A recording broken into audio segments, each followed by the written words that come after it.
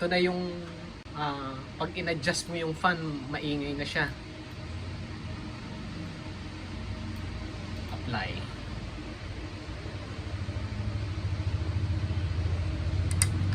Ayan na, wala, nagitik na siya. Sumasabit na. Maingay. Okay.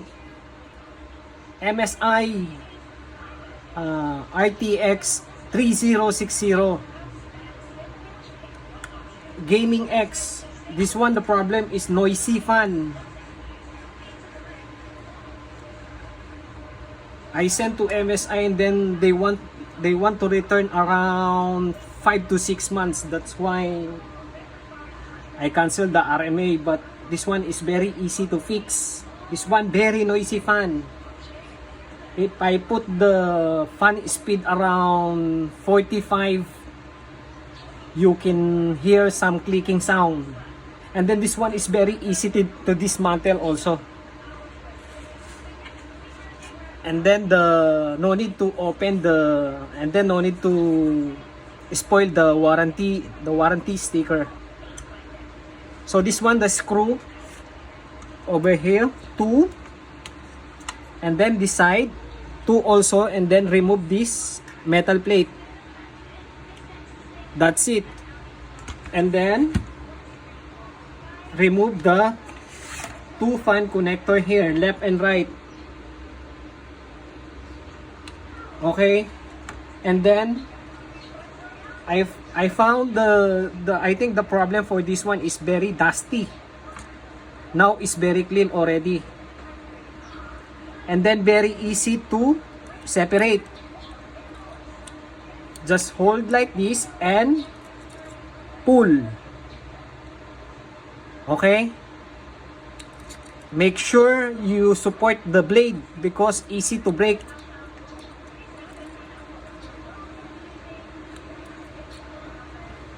Just wiggle a little bit like this and then pull. And then the return, very easy also.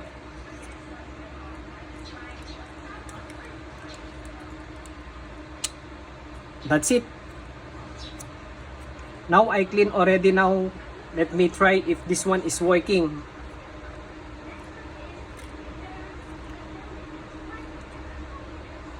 Okay, the moment of truth.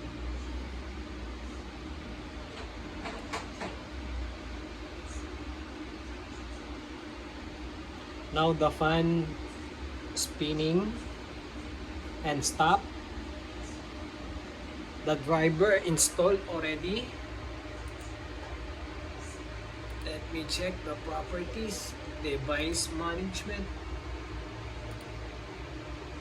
The display. So we have the RTX 3060.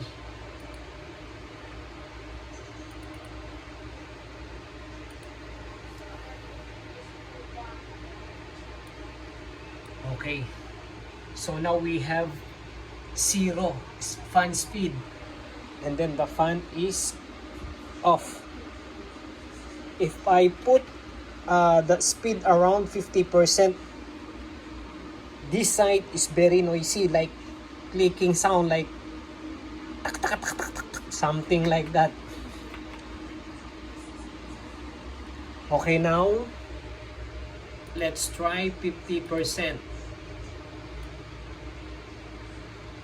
If the card problem solved.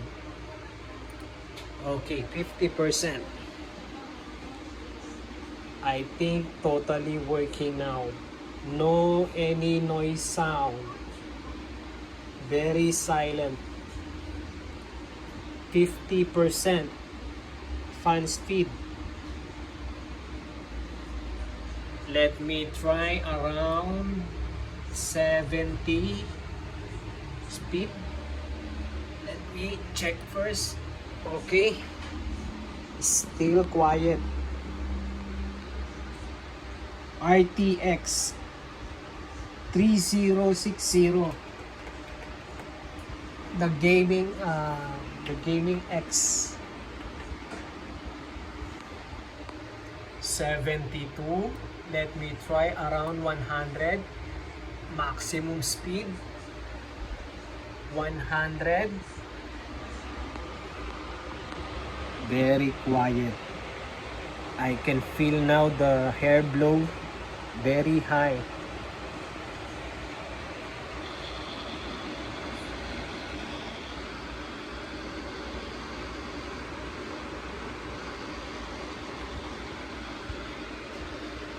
So solved.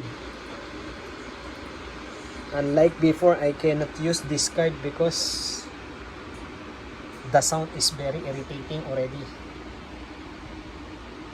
I think the blade something happened or what, but I do the solution about cleaning only. I use this WD-40 for dry lube, and then this one first, and then this one, and then after that clean for the remove for the oil. Just put little bit oil and then wipe it.